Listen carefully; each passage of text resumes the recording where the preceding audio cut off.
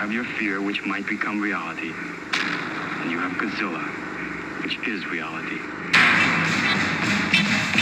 I'm sick of Godzilla. Wake up, everyone! There are two things you don't know about the Earth. One is me, and the other is Godzilla. We're safe now. No human being can understand that. The monsters on Monster Island can understand it. Whether he returns or not, or is never again seen by human eyes, the things he has taught us remain.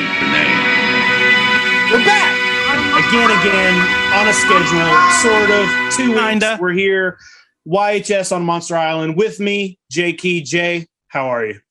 I'm good, and we're back, but I'm a little nervous because I don't think I've been this concerned about going into a podcast review really since Godzilla 1998, because oh boy, yeah, we got some interesting things to talk about. But I mean, who better to talk about them with than a man known from Daegu to Daejeon? He is the devilish and demented devotee of daikaiju, described dubiously as dinosaurs, sole single source on supplementing cinematic stories with Tsuburaya stock footage. And for this show, he watched The War of the God Monsters and Yongary. But after it, will the Tattooed Titan of Tokusatsu be asking himself, what the hell did I just see? He is the poet of Pyeongtaek, Mr. Jacob Walsh. Jay, thank you so much. That was beautiful. I would rather listen to that on just that phrase on a loop for 4 hours than to ever watch either one of these movies again. Well, in the case of War of the God Monsters, that would have more like, easily to follow plot that made a little bit more sense. I mean, we'll get there. We'll get there in a minute. Hey, I know we usually jump right into pickups and then we do some news, but I don't know if you saw this because I saw it right before we started recording. Super 7 announced November 3rd. November 3rd, I saw that. Yes. Remember, I guess we're getting, and now I guess it's possible that on November 3rd they could just throw another reaction figure at us. But it looks like we're going to get these 7 ultimate reveals on November 3rd. Yeah, I would think on Godzilla Day that they would do that as opposed to your point, a third reskinning of the Shogun Godzilla. But hey, it's a toy company, so who knows? Yeah, who knows? I'm really excited. Yeah, I had that in my news. I added it to the list on the news items for today because it's hot off the press. But I'm excited. I just don't know what to expect. I know we've talked about it and we've prognosticated on the show. Like, is it going to be? Are they going to redo iconic Godzilla, toys in a larger ultimate fashion like they've done with other lines? Are they going to do something totally different and reimagine these characters? I don't know. But hey, whether it's redoing Trendmasters or whatever, I'm down for it, most likely. Yeah, me too. I want it. Do you own any Super 7 Ultimate figures at all?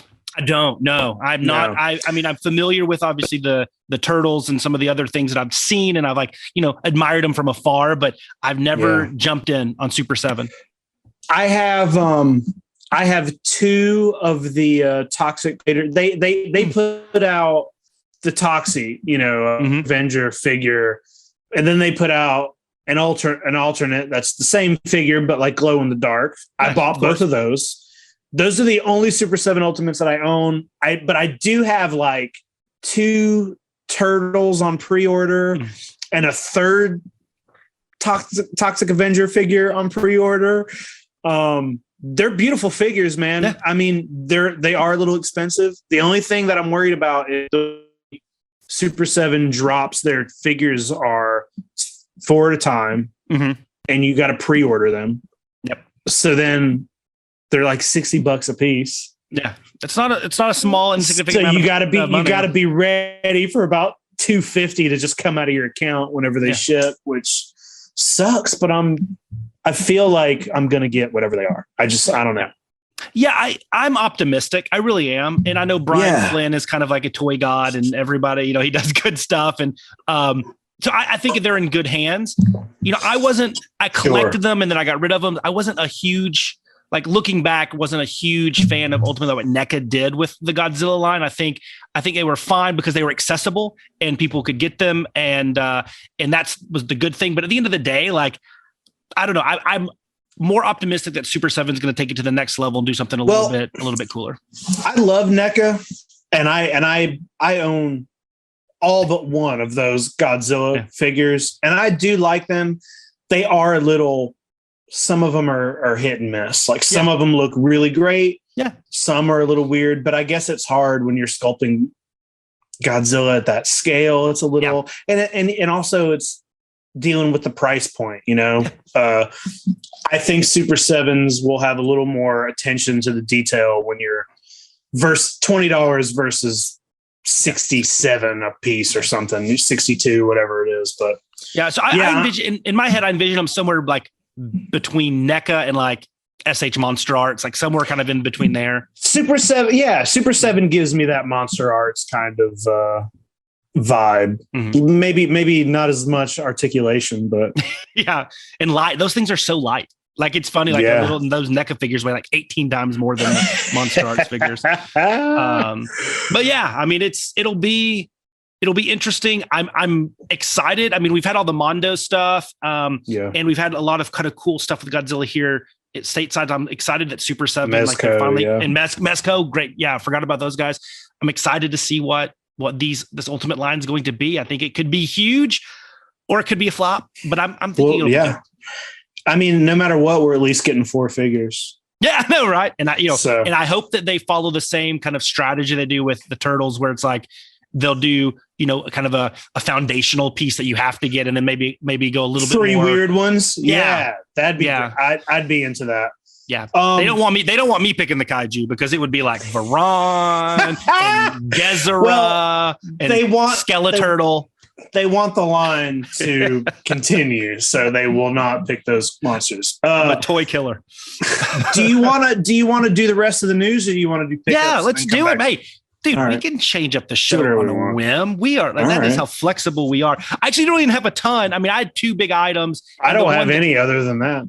Well, the one I know we did want to discuss, not toy related. I know what you're about to say. Yeah, I did. Of Godzilla Day, the announcement of the short film that is Toho licensed, like Toho produced, Toho official Godzilla versus Hedorah, in Final Wars form short film. I'm like, yes. For the 50th birthday of Hedorah. So 2 things: 1, awesome, and 2, what a great job Toho and all of their partners have done with Hedorah's 50th birthday.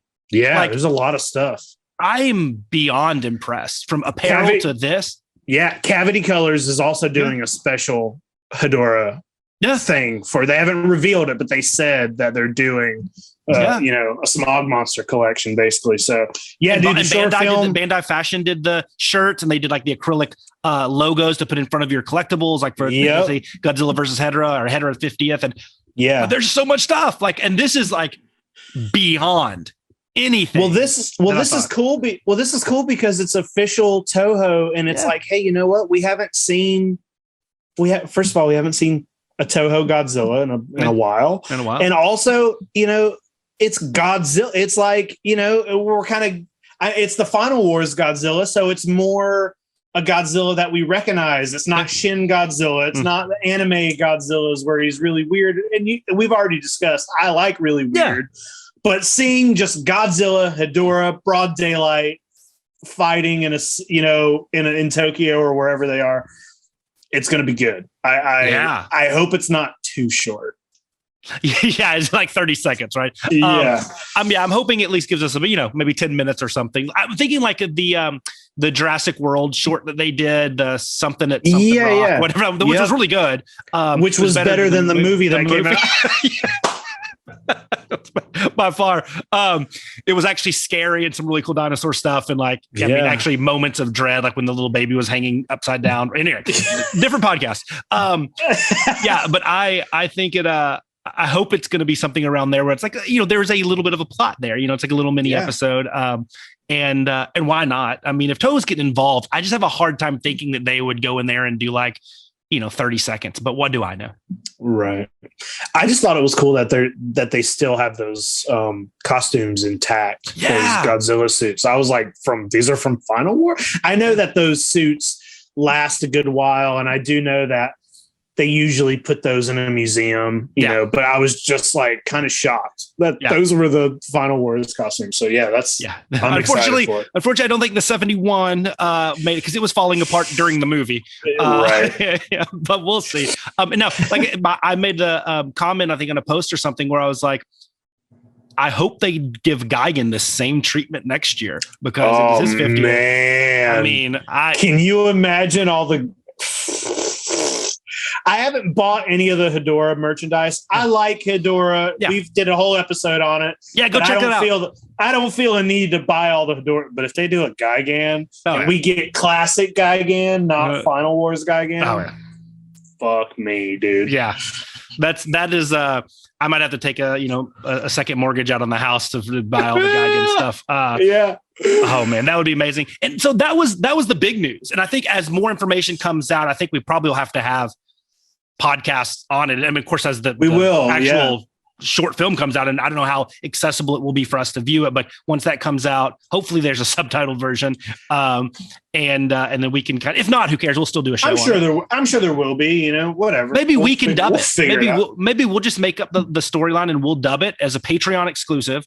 That's a good idea. I know it'll be like Mystery Science Theater 3000, but we'll try to actually make it a Godzilla. But we voice Godzilla and Hedorah, like we give them. I love it. Hey, you know what? It's like Godzilla on Monster Island. Exactly. You have obviously voice acting credits. Craig is a former stand-up comedian. Abby is really good at voices stuff. You got Ryan. I'm thinking YHS, the whole community of YHS can do it. The hosts come together to dub Godzilla versus Hedorah. Book it. I think it will be huge. That would actually be really fun. Yeah. A fan dub of Godzilla. A YHS host dub. Let's see how long it is, and then maybe we'll do that. I mean, because we can bring in John Yerkeba, we can bring in Kat Hansen. We'll see how many. Everybody. We'll have to see how many human characters there are. There's probably none. 2. Yeah, none probably. I love it. Or we could just do different versions. Everybody dubs it themselves, and we'll see which one wins. But other than that, which was just gigantic, and I'm excited to see kind of where that nets out. Yeah. The other one was toy related, and I sent you the image of this the other day when it dropped, but for all of our fans of Sofabi and Metacom in particular, they announced their new lottery exclusive. And hey, I know I get so much flack from the community on not loving Unraku and Saku as much as everybody else, and whether it's his puppet versions or whatever, but I have to admit, they won me over with the lottery exclusive. It's the final scene of 54. So it's the skeleton of Godzilla after he gets oxygen destroyed, but done in that Unraku and Saku, like kind of rounded, chubby look. It looks awesome. So I did throw my name in the hat. I did enter the lottery. So in order to get this figure, you sign up for the lottery. Yep. If you get chosen, then you can buy the figure. Correct. Do we know how much this figure is going to cost? I know it's. I don't know off the top of my head. I know it's set it. My gut, knowing like where Metacom usually is, it's probably around like $100 to $150. I know the last lottery figures they did, the big Gigan was an EX, and it was only like $90. I can probably look that up while we're chatting here, but that's usually where they're at. I mean, on the second hand, I want to get in that lottery. Yeah, it's easy. Just go to Metacom's site, and you just have to kind of guess where your emails and stuff goes, and hopefully you have a good translator because they don't have an English site. Okay, but it's pretty easy. I mean, I figured it out, so I mean, it can't be that hard. Hey, go ahead. I didn't want to cut you off. No. Go ahead. No, you're good. Okay. Well, I was just going to say, I had completely forgotten about this, and maybe this came out. I don't know when this came out now, but. We were talking at some point, we were talking about X Plus figures, and you have a couple of the gigantic series figures. And I believe I'm on record as saying if they ever do another, I know they've already done a Shin, but I was like, if they ever do another Shin or if they do like an 89, I'll buy that. Yeah. And then within the last few weeks, they have announced an 89 gigantic series Godzilla.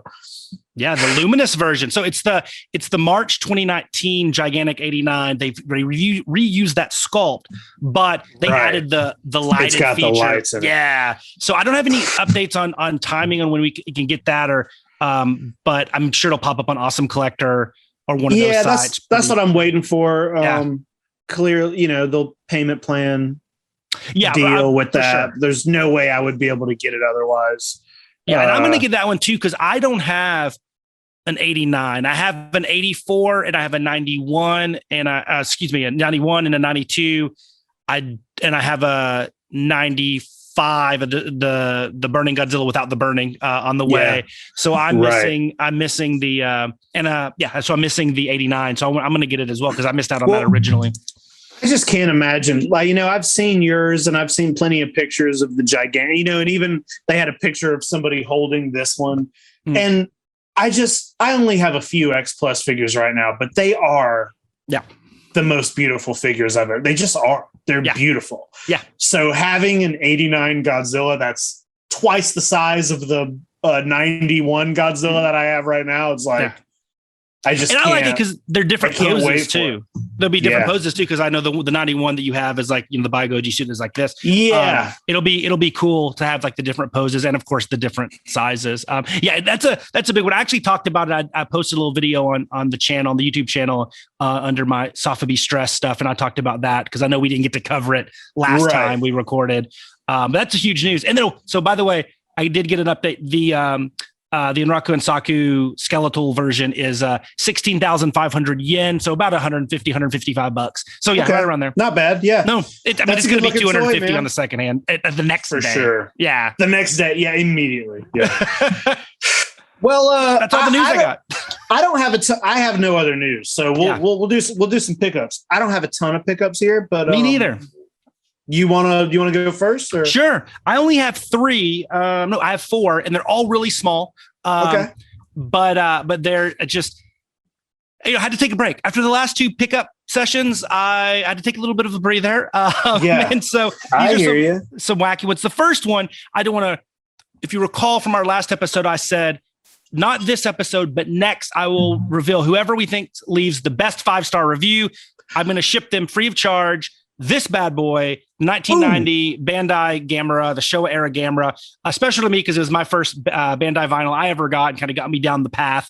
But it's a cool little guy. It's by no means is it the most hard to find of all the Bandai vinyls, but it's still cool, and it's not it's not like you can go out tomorrow and get it at Target. So this one we will I'll be shipping to whoever we think has the best 5-star review. Okay. YHS on Monster Island on iTunes.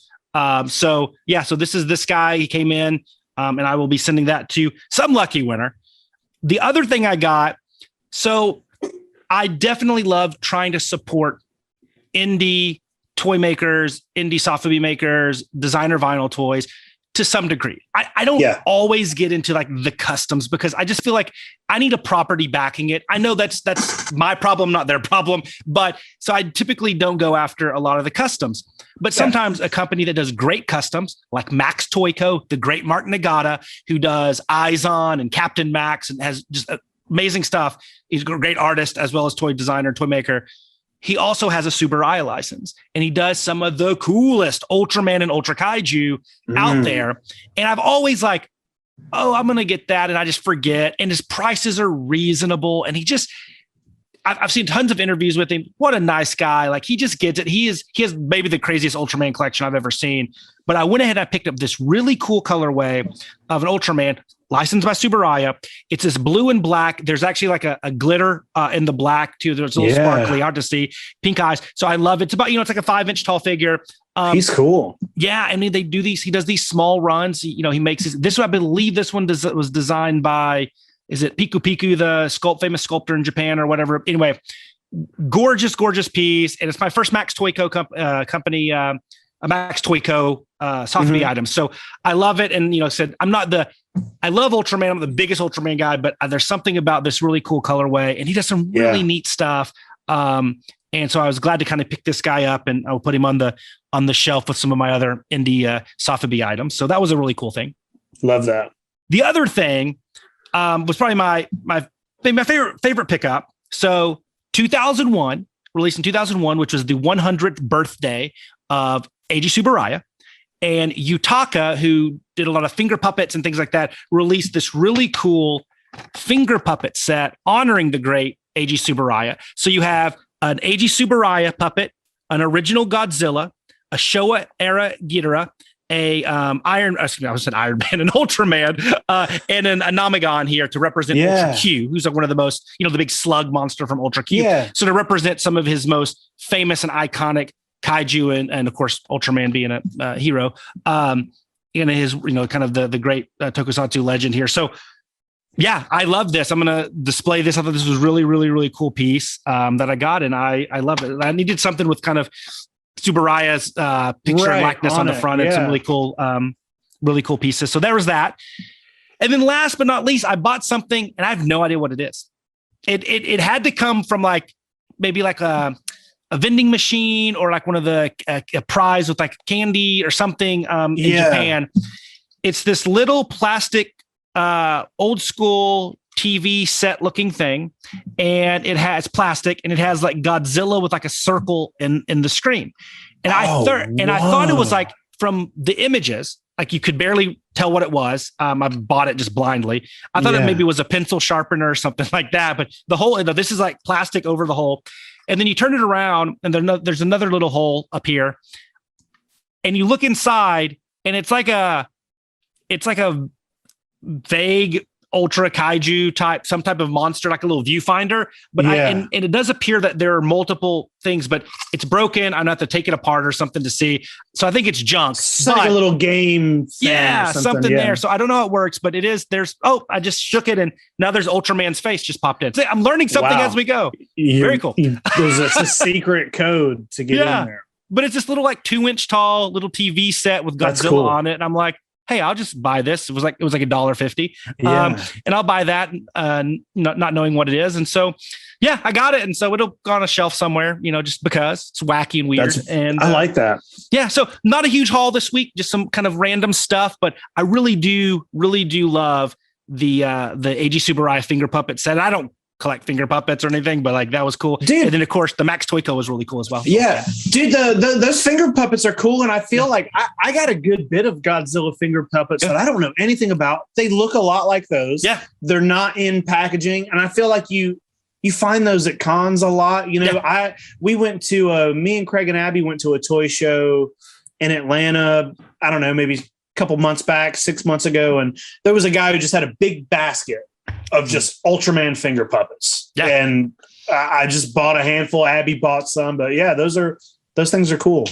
Yeah. Chances are they're Yutaka, because they did so many finger puppets. I actually, on Toku Toy Town, I sell a lot of Ultraman and Super Sentai and Kamen Rider finger puppets. And they're almost always Yutaka, because they had the Tsuburaya license, but they also have the Toei license for Kamen Rider and Super Sentai.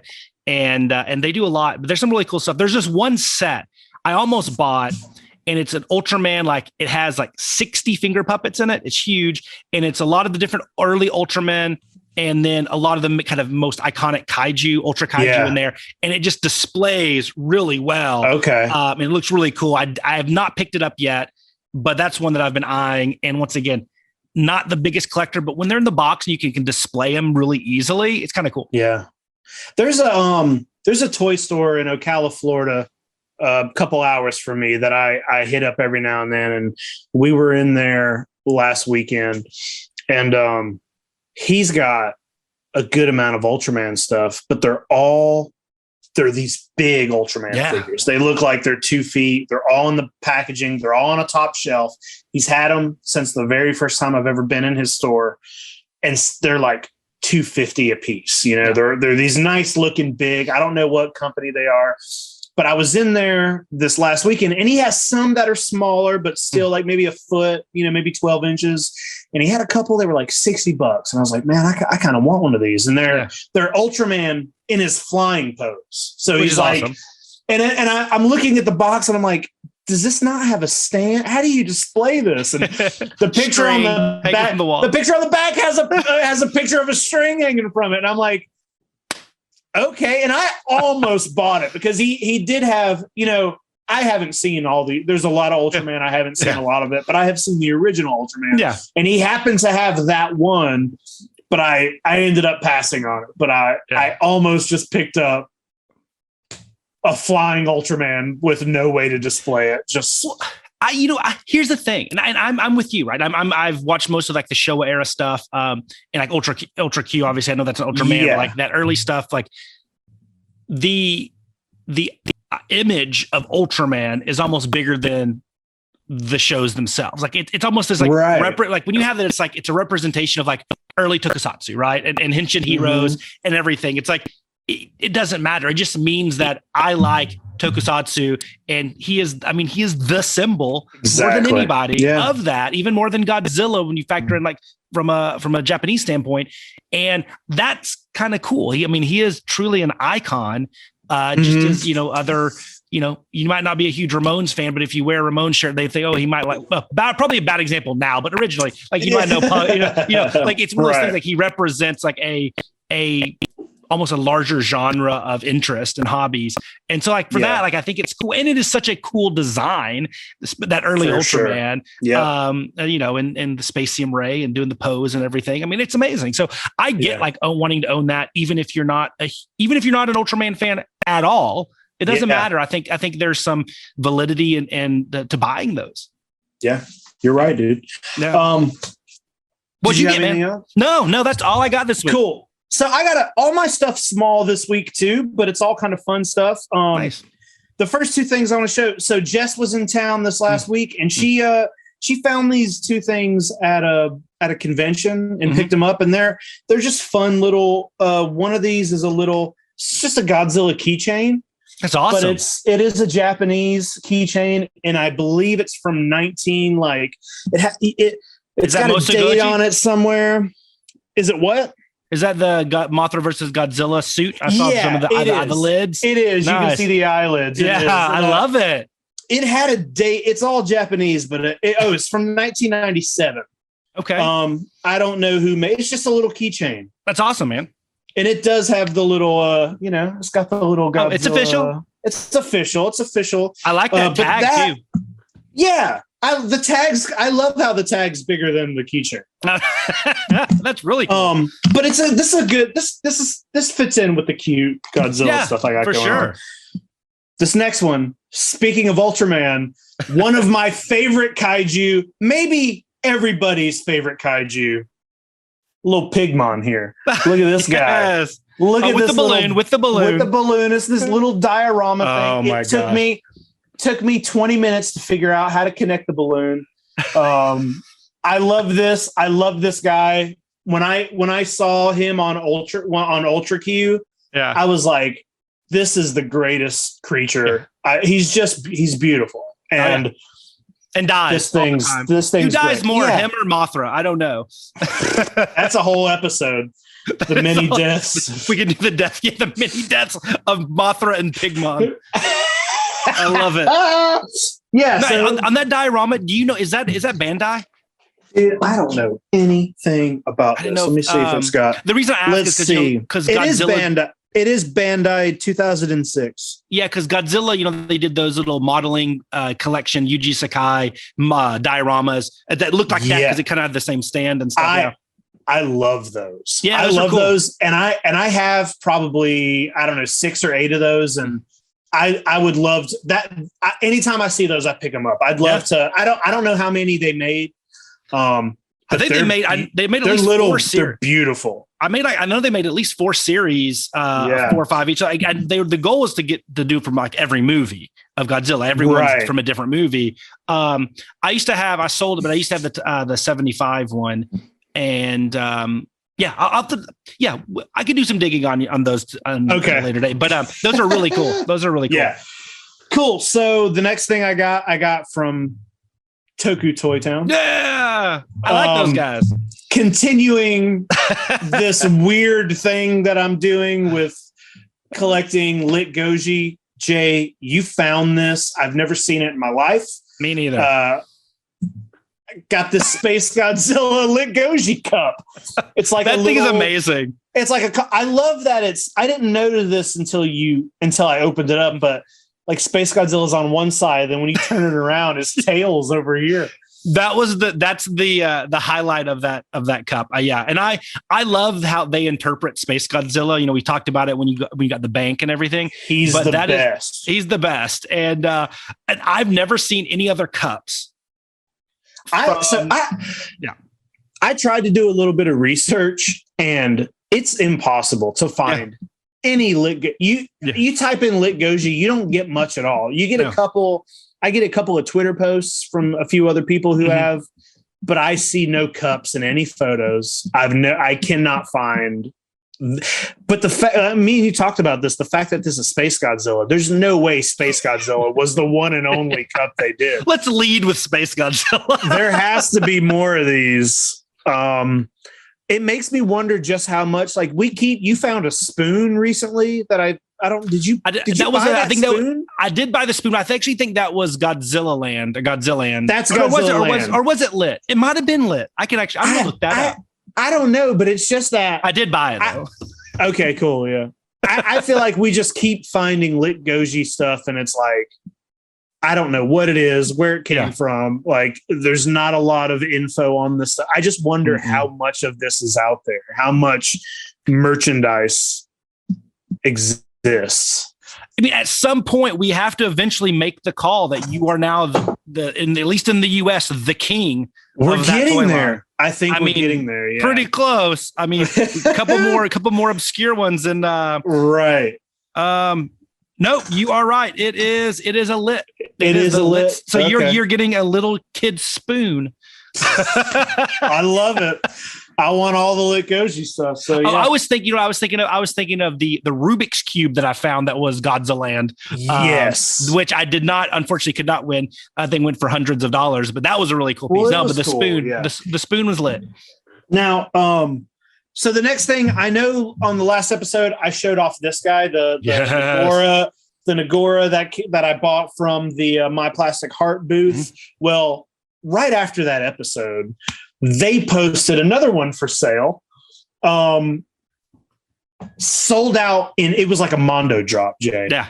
they put one up and they were like, this is going on sale at this time. I got on my phone, I was like getting ready for it, and it sold out almost immediately, but not before I got one. And it shipped pretty quickly. And it's another Nagora, but he is a pumpkin. I'm going to call him pumpkin flavored. He's got purple feet, green ears. He is pumpkin colored, orange and yellow. Has a little pumpkin around his neck. I love the collar. That's great. I love these now. I collect these guys now. This is only my second one. I did think maybe it was going to be a little bigger. This was the convention exclusive. This one was like 115 or 100 and something like that. This guy was about 60 with tax and everything. So I expected him to maybe be like 1 inch taller, but I'm not complaining.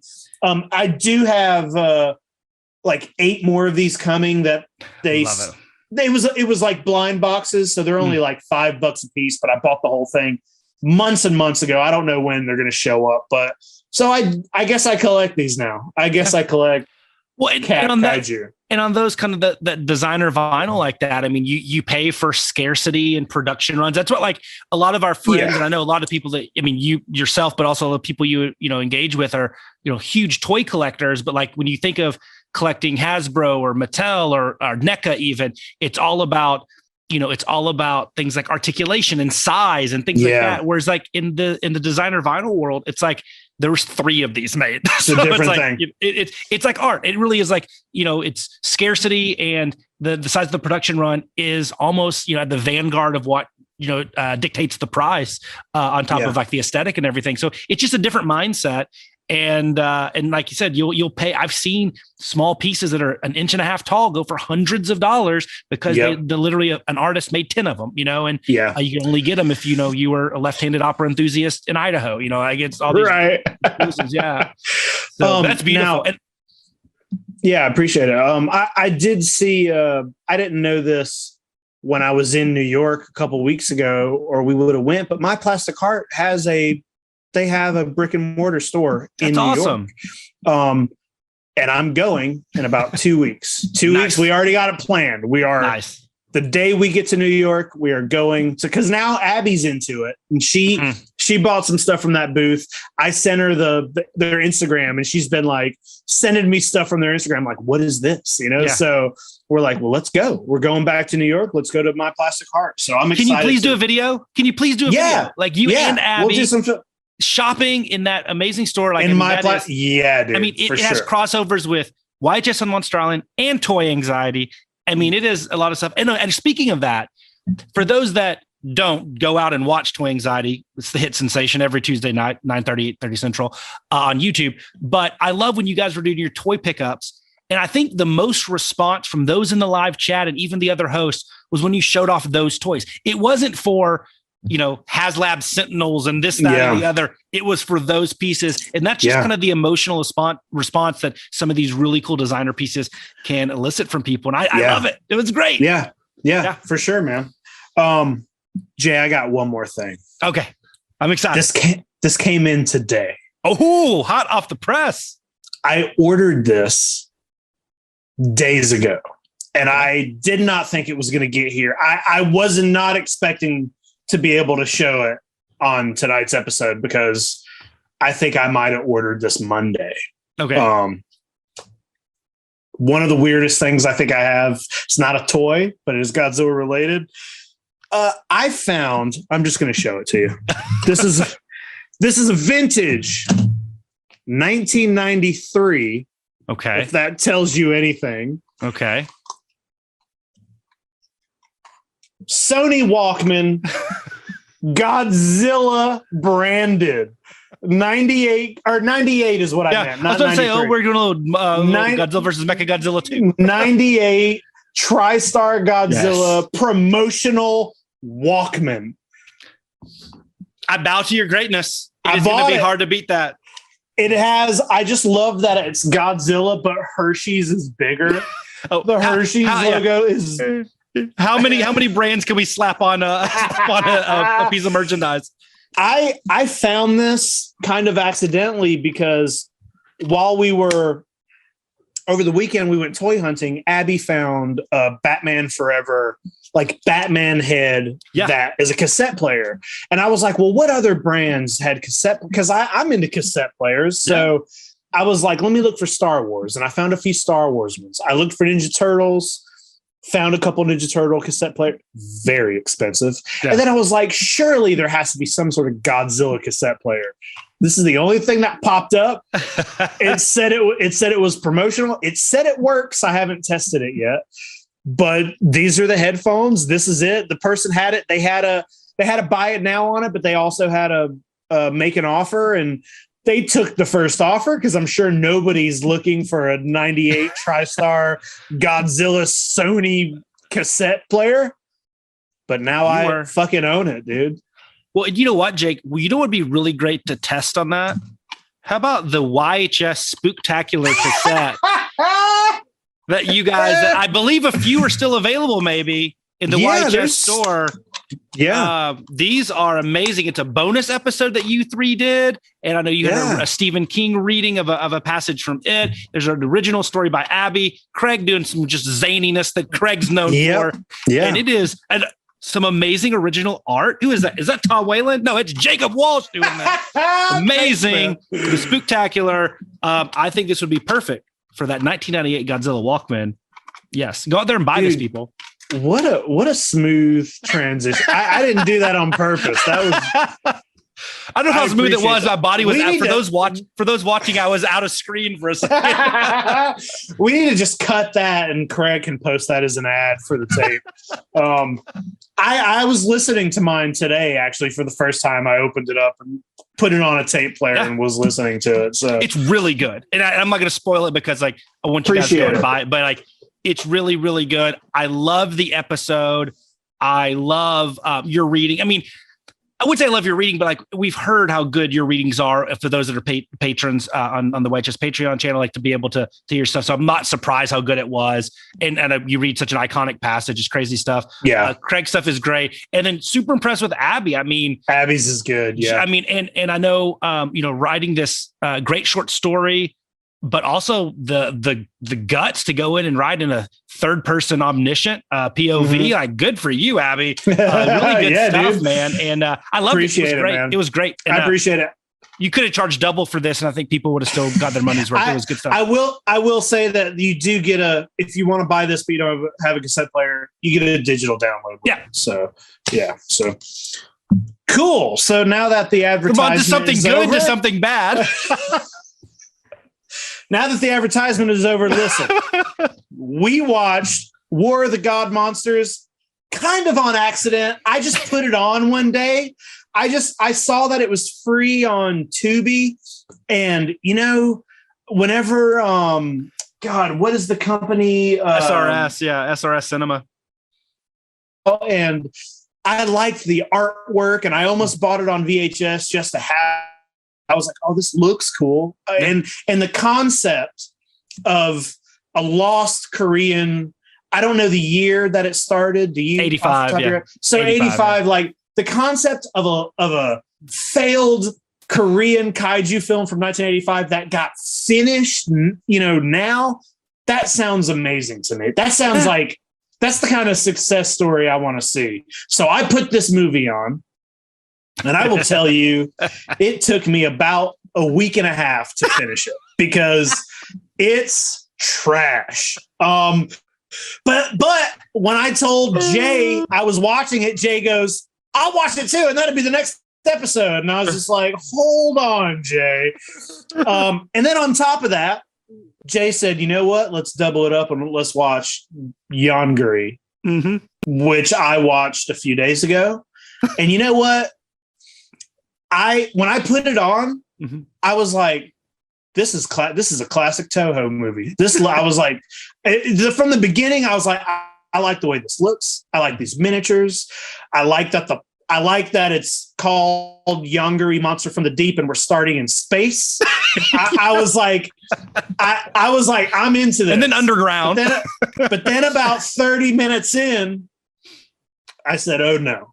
This is bad. Hey, you know what? If there's anything that's going to take me out of a movie more than anything, it's this. It's when an hour into your movie, all of a sudden, Yongary is dancing, and itching, and then less than a minute later, you're watching a kaiju convulsing and shitting blood, bleeding out of his rectum into the local water supply. Yeah, I was like, nope. I hated watching that. Yes, and we're gonna talk about them. So, well, after we watched War of the God Monsters, my concern was like it would truly just be us saying like, "What the hell did we just watch?" And it wouldn't be enough for an episode. So I was like, you know what? I got no notes, Jay. Yeah, I have no. I have a lot. I'm glad you do. I'm the opposite of you. Is like when I see something I don't understand, I think I write. I have to try to figure out something that what is there.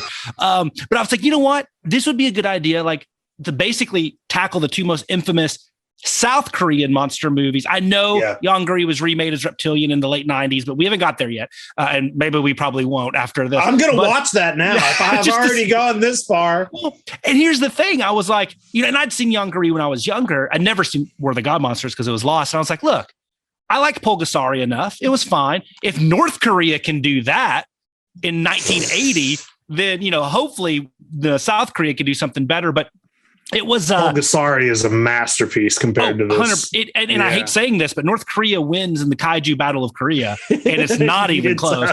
But so I figured let's do this kind of retrospective from 1967 originally, Yongary, which is truly one of the earliest films in Korean history. It's truly like the beginning of the Korea cinematic industry. To 85, this lost film. And the funny thing is now South Korea is like a film powerhouse, like The Host and all. They have so many great films coming out and Parasite and all that type of stuff that it's just funny that it started. One of the biggest early movies here was Yongary. And then somehow War of the God Monsters got made. But before we get into it, and we can, it's like pick your poison, which one do we want to talk about first. Yeah, but the one thing that kind of connects both that's very interesting. And I learned this kind of doing research on something else.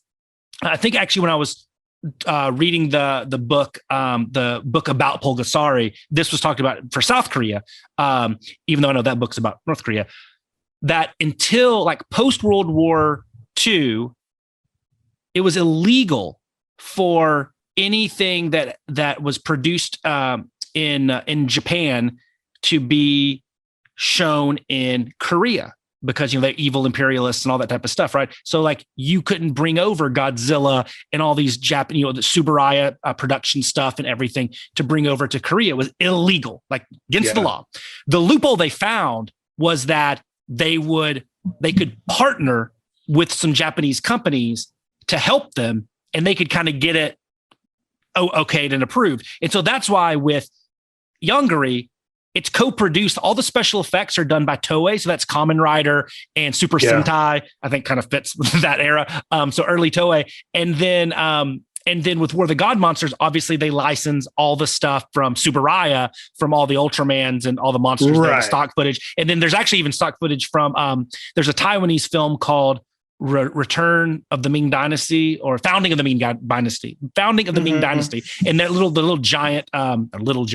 the giant dragons and stuff that you see in a clip, those are actually from a different, not Tsuburaya. Okay. Anyway, so that's why both of these have this, Yongary's not stock footage, but it's working with Toei, and then War of the God Monsters just flat out abuses stock footage.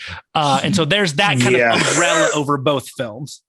Gotcha. Yeah. So Toei is who is to blame for just the metal flamethrower sticking out of Yongary's throat. Yes. It's just, you can clearly, it's just the metal.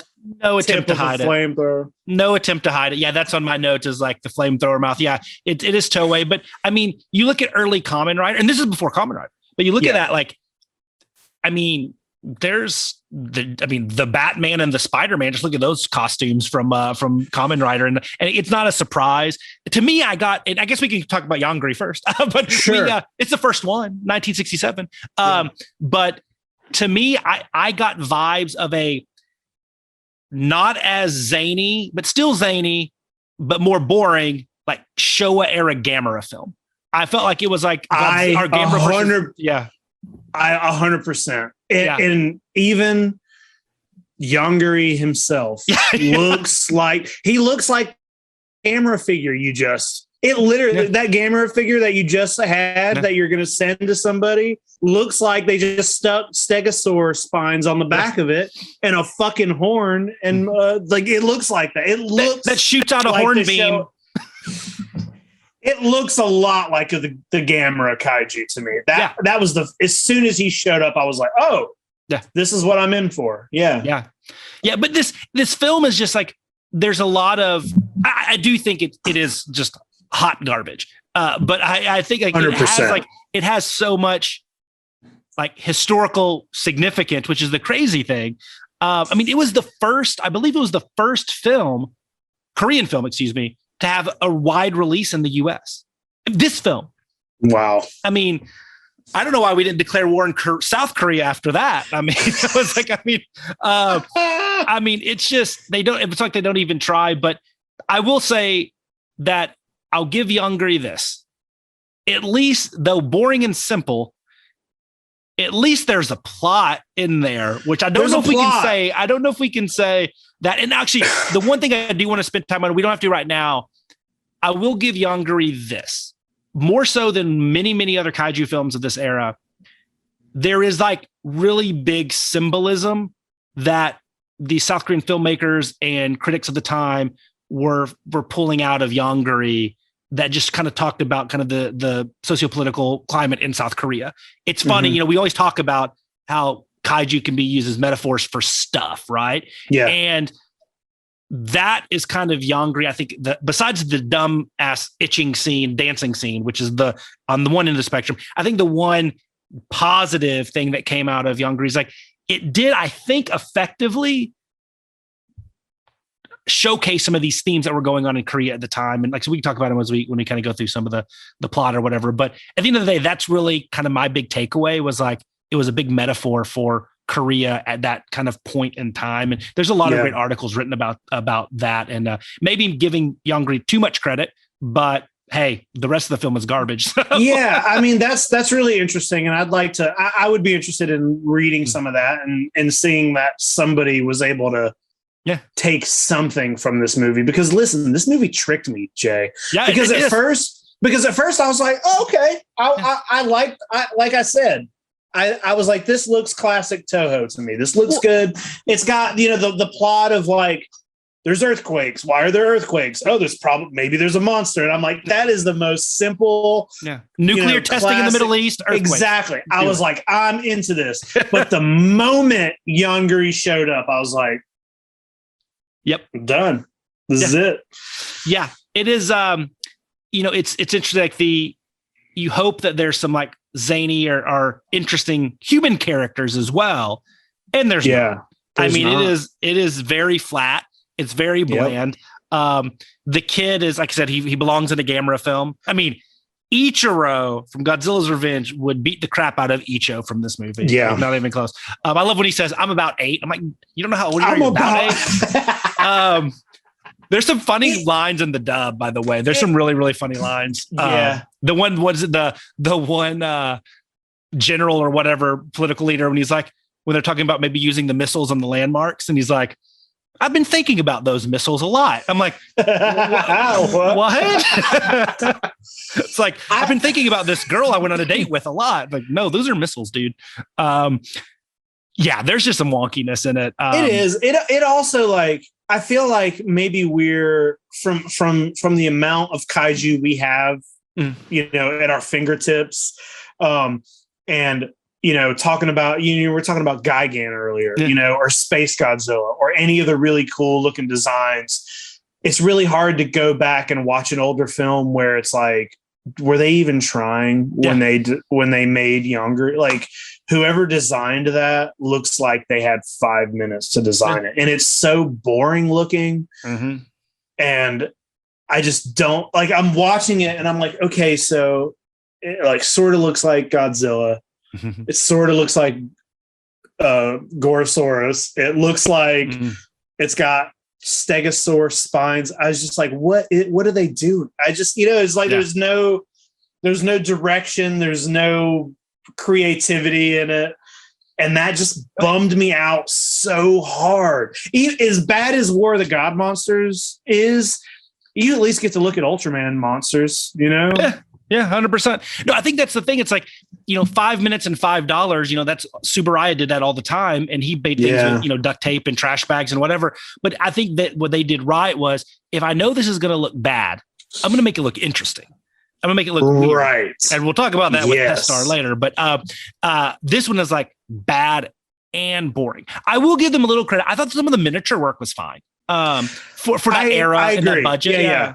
I agree. I always like the miniature stuff. Me too. Yeah. Me too. But yeah, so it's dude, boring. It is. Yeah. I started to, I was sitting down yesterday and I was like, well, maybe I should do a little bit of extra research for these movies and maybe get some technical stuff so I can have some stuff. But then I was like, hey, you know what? Fuck it. It'd be a much more interesting episode of Monster Island if we just shit talk these two movies or go off of what Jake, because I was like, I ain't looking up shit about Yongary ever again. I'm gonna watch Reptilian, but after that, I'm done. South Korea is gonna be dead to you. I have to say, like, it's good. I think this conversation is gonna end with what was actually better. A semblance of a plot you can follow, but boring, or batshit crazy, but like batshit crazy entertaining. I mean, like, there's still like, because there's like, what you're always asking yourself, how the hell did somebody make this? I think that'll be a big question. But so I'm not gonna try to salvage Yongary because it's hot garbage. But some of the interesting things that, when you do a little research and when you read, like I said, I read way too many articles about people trying to examine and pull something from Yongary, but some of it's interesting. Some of it is like purely symbolic. Like, it's very simple. Like, it's a scene that they extrapolate. I think the one that's most common that you hear people talk about is, when he first appears, he appears in Panmunjom, where, they signed the treaty, the end of the Korean War. Right. And so that's where he comes up for the first time.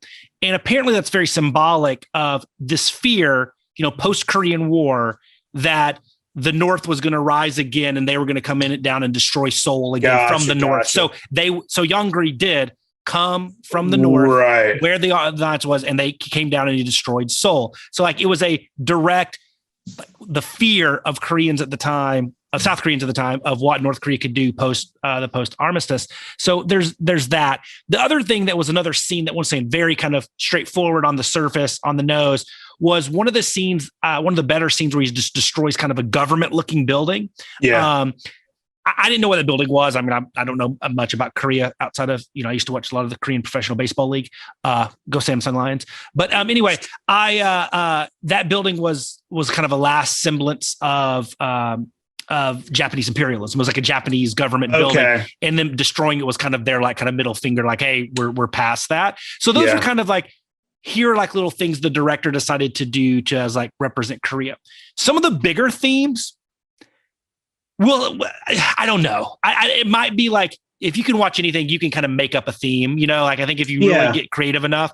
But some of the crazier things was, so apparently at the time, post-Korean War again, there was this kind of this crisis of masculinity in South Korea. Like, like they were just kind of a country trying to find their identity after, essentially kind of giving up in this big war and signing this treaty with North Korea.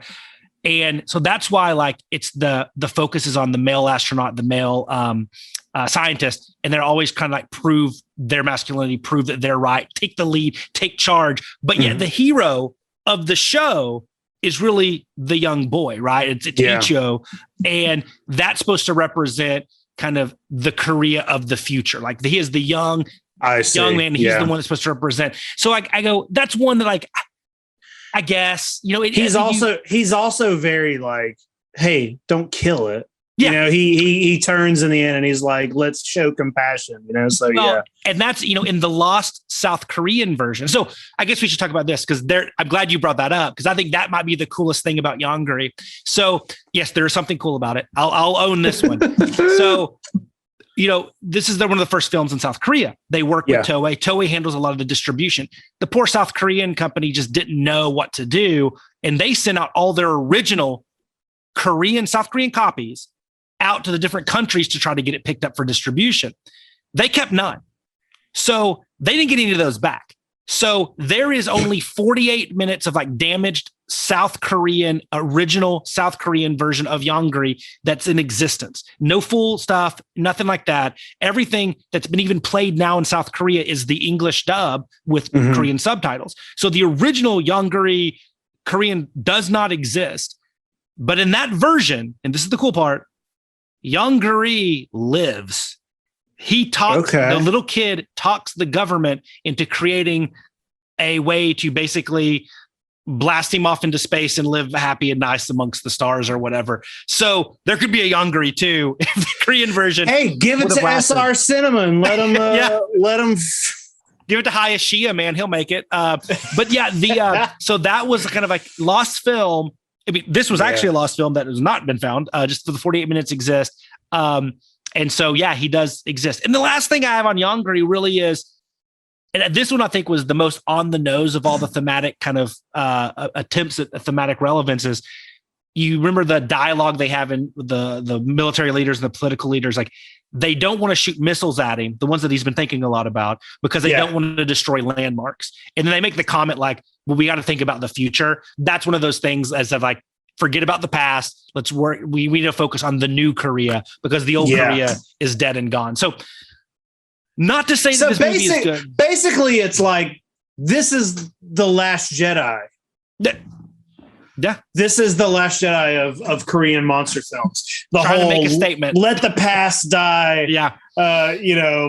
Kill Admiral Akbar, piss me off. Split the lightsaber in half. Forget about the past, kill them all, and move forward. Yep, it's that mixed with the original Godzilla in the sense that it's like kind of how do we handle it post-war, and there it was, obviously the worry about nuclear weapons and radiation and stuff. Here it's like, what the hell do we do as a new country post-war? So but that's it. But the thing is, like, that's great. Those themes are great. They're wonderful. But when they're delivered in such a garbage ass movie, Screw it. Yeah, this movie sucks, dude. I am glad I watched it. It is one of the ones you want to see. I'm intrigued by the remake or the Reptilian because I remember when Reptilian came out. It's like a sci-fi movie. It's like really bad. It looks like a sci-fi movie. Yeah, and then like an asylum flick. It was like later that I read something maybe in G-Fan about it being like a remake of Yong. And I was like, wait, what? Yeah. It's called Reptilian, but it's supposed to be Yongary 2 or something like that. And I'm like, I don't understand. I'm a little confused by it, but I'm intrigued by it. And I do want to watch that. Me too. Because it can't be worse than these two. It can't be worse. But there's one last thing worse about this movie, just to make you hate it even more. I forgot this little nugget. I did not know this. This was not discovered in research. So the West German release, you know how sometimes like in a lot of the other countries, they get really wacky titles, some that make no sense whatsoever. We'll get to War of the God Monsters in a second. But the West German title of this film was Return of Godzilla. And in the trailer, they called him Godzilla. Now in the movie, they did not do the Godzilla in the movie. So those damn West Germans. Yes. So hey, if Toku Toy Town can find me a VHS copy of The Return of Godzilla, Yongary, I'll buy it. And I don't know the literal translation was. I looked at it's like a translation. I think it was something like Godzilla's death paw or something like that. But I was about to say like basically like if you interpret it, it's like the Return of Godzilla or something like that. Yeah. So, anyway, so just another fun nugget with Yongary. I mean, but listen, also like leave it up to you to be able to talk about it for 30 minutes because you had stuff to say about. You had stuff to say about this movie that's more interesting than the movie. That's not hard, man. That's not hard. But bowel movement's more interesting than this movie. But what I can say is like War of the God Monsters, I think is the worst kaiju movie I've ever seen. It is. It's like I have nothing really to say about this movie.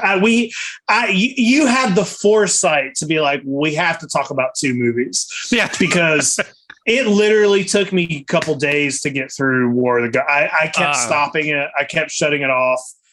I hated this movie. I just hated it, dude. The last note I have on my notes was, is this the worst movie ever made? Not just kaiju movie, worst movie. I mean, this is like Mono's Hands of Fate level, Plan 9 from Outer Space level, The Room level, whatever era you love, it is. The Beast of Yucca Flats level, Monster of Go-Go. I mean, I can go on. I love bad movies. But what the fuck was this? Yeah, dude. Who created this? This person needs to be in an insane asylum. Like, really? It's a bummer to me because I really like SR. Is it just SR? I really like SRS. I really like them and I really respect what they're doing. And I love that they're releasing stuff on VHS and I buy their movies. I own a couple of their, I have some right here. And I think like taking an old movie that, was unfinished and like saying, hey, we're going to put this out. That sounds so cool to me. Like, I love that. I love that somebody put the work in, but like, it's just not good. And I mean, that's not their fault because they just intercut the footage, but fuck, dude, this movie was lost for a reasson. It's not good. I don't think it was lost. I think it was put out of its misery. I couldn't even tell you what the plot of this movie is. There is no plot. All I know is that at some point about halfway through, monsters start showing up and it's dinosaurs. Oh, wait. Hold on. It just came back to me where the guy is like doing dinosaur research and he goes out and it's like a dog skull or something attached to a bunch of fake bones. And he's like, look, a dinosaur. And I'm like, I think that might be a deer skull. And he's doing all this dinosaur research. And then like the nanny's trying to steal it or something. The maid is like trying to steal his research or learn about it. And then all of a sudden dinosaurs start showing up, but it's like the weirdest fucking Ultraman. And it's not cut well. It just cuts to the monsters. And it's like, you're looking at you're watching Ultraman now. Now you're watching this. Now you're watching Ultraman, and now and the noises they make. They're redone. They didn't get the rights to the sounds. Yeah, it's very some of it's very annoying, and I was just like, what? Yeah, that's it works on kind of like this weird kind of, I don't know, bastardized dream logic type thing. Like you can't really like, there's nothing like linear about it. But yeah, I mean, ultimately, like here's what my takeaway: dinosaur scientist has a wacky idea that the polar ice caps are melting because of climate change. Hey, ahead of the time, 1985. I'll give him that. Right, for sure. And when they melt, but he thinks dinosaurs are going to come out, right? Yeah. And so, you know, his wife is long past, and so he needs a new housekeeper. But then there's this nosy reporter that wants to get the scoop. And remember, like at the very beginning, you get like her evil boss being like, "Go find out about this guy." You never hear him. Okay. And so she pretends to be the nanny. Now, remember, the nanny shows up, and how does she pretend to be the nanny? She adds a mole to her face. She puts the mole, yeah. But why did she need a mole? Nobody saw the other nanny. Like, it's not like... Yeah, it makes no sense. What the hell? So they do that.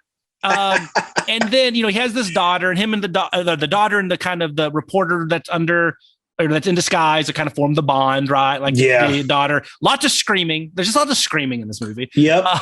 And then of course, lo and behold, the ice caps melt and all these stock footage monsters, dinosaurs, start showing up. And then there's so much wacky shit. Like the daughter gets sick because she's close to dinosaur bones. He digs dinosaur bones. He has dinosaur bones in his office, but somehow she gets sick. And from what though? From what? We don't know. And then it just, and this is kind of jumping around. We can talk about the monsters and stuff because that's kind of why people listen into this. But I mean, you have some of the wackiest shit. You have the wind, the tornado scenes and the storms caused by the monsters. You have people getting blown up the hill and people getting blown down the same hill. Like what the hell? Then you get that weird. Oh, first off, the little girl's a freaking sociopath too, because she loves it. Like when she has the dream sequence and Veracron, the monster's like she gets sad when he gets hurt, but loves it when he's like killing people. Like she's messed up. There's the weird like scene with the guy on the bus that kind of implies that he's going to like sexually assault her, but then like she buys the tent from him and like camps out on there.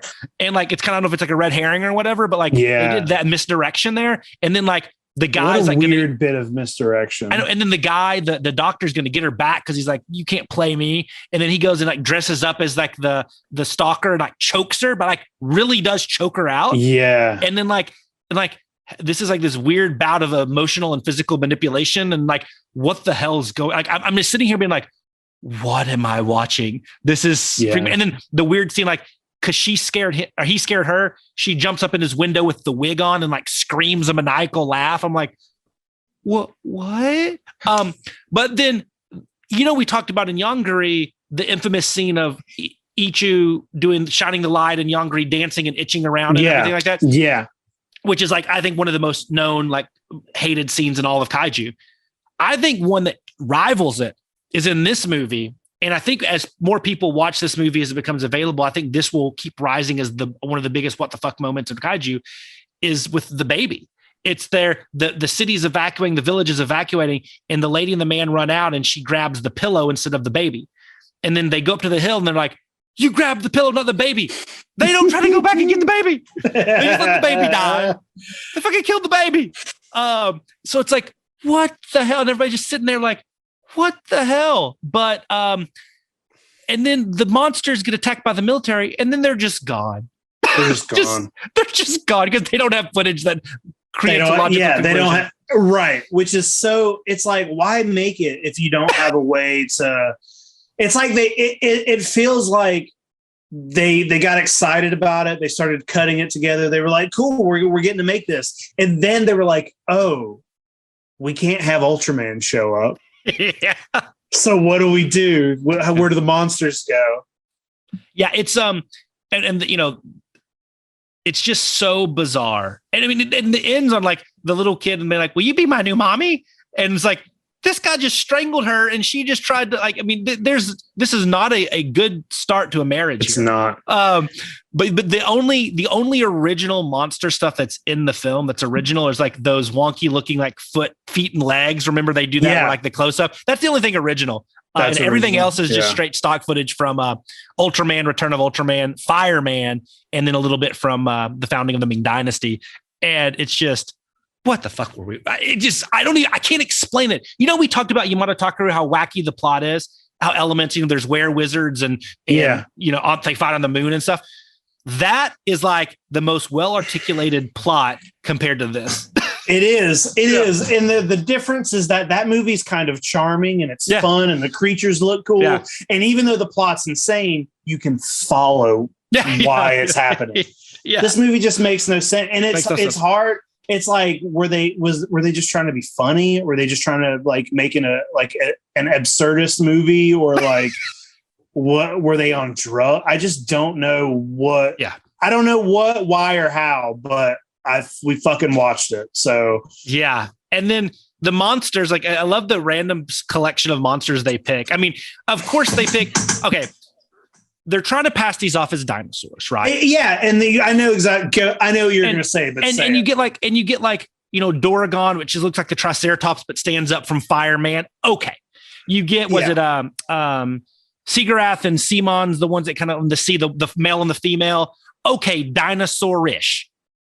But then why the fuck do you start off with Pestar, the sea starfish 2-person bat head thing? Like, it's a bat head connected to 2 people and, in blankets. Like, what? They pick the creatures that look the furthest from any real dinosaur.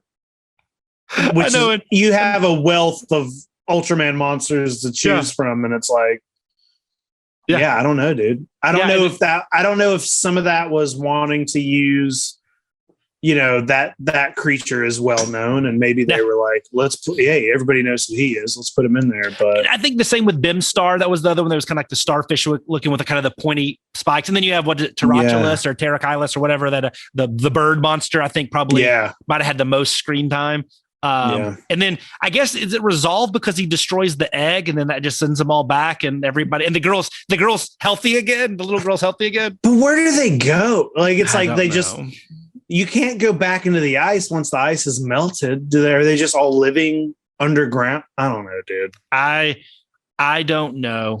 I don't know anything about this. I literally have nothing else to say about it. Like, I literally don't, man. I honestly almost looked it up and was like, this is going to be one of those episodes where it's like, these people are just going to listen to us talk shit about this movie. I think, for our listeners, like, I think you have to, I don't think you have to watch Yongary, because I think like there's not a lot, unless you care about like cinematic history and Korean film history, watch it. If you're a kaiju fan and you want to kind of hit the big ones for every country, okay, great. But at the end of the day, like, there's very little entertainment value, and there's not even like kind of the what the fuck. It's like, this is just a boring storyline. Yeah, and he bleeds out of his butt.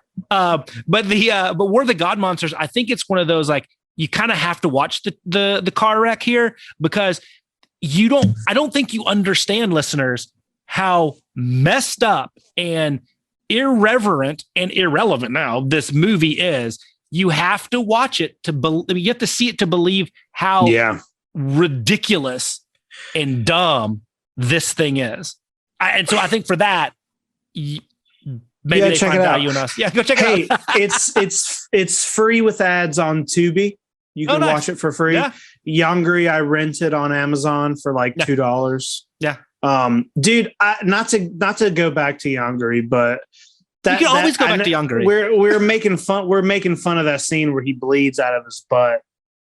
But that scene was it upset me, because like, even though the movie's bad and the creature looks stupid, just something about watching a kaiju convulse and bleed out, like, in such a, I don't know, it was depressing, and it made me feel really bad. And I was like, this is not the kind of thing I want to be watching in a monster. It's just not, And like, you mentioned at the very beginning, 15 minutes after he was dancing. Yeah, it's right after he's dancing, and you're like, hey, okay. do a drop kick or something. But then it's like, oh, I gotta watch this thing die. I know he doesn't die or whatever right there, but it's like, I don't know, dude. Well, it had kind of like, to me, like that kind of dichotomy of like happy dancing and very solemn, gross, like, whatever type moment. I had a lot of like hetera to me. Like, I think it had like where it's like you would get like you get like cartoony, and then like really sad and solemn, and you get like just this kind of like disjointed feel, right? Yep, that's how Yongary was. At least that last scene. You're right. It's true. Like the one moment where you're just like, I'm kind of sad. Yeah, and it's just not an image that I was expecting to happen, and it goes on for a long time. Yeah. See, like it's almost like a slow zoom, and you're like, oh, we're just gonna watch him convulse, and like when the blood starts coming, it's very slow, and you just watch the blood spread, and it even pans out, and you see a couple houses in the area on the water, and he's half in the water and half out, and it's really the only part of the movie that stuck with me was that scene, and it's the one scene that I don't want stuck with me. I don't like it. So if you want to watch some depressing, disturbing, weird shit, I guess watch Yongary. Yeah, so South Korea, I'll give you credit. You've done really good recently, but I want to see a giant monster movie that you guys know. So maybe Reptilian. I don't know if I'm optimistic about that. But Reptilian, is Reptilian a South Korean movie, or was that made? Okay. I know it was directed by a South Korean director. I'm not sure like who funded it. I thought it was South Korean made as well, produced. We can double check that because I know like Reptilian, I think is the US title. I think it was released as Yongary as well. Okay. I could be wrong on that. So please. We'll look it up. Yeah. We'll figure it out. Yeah. But I've never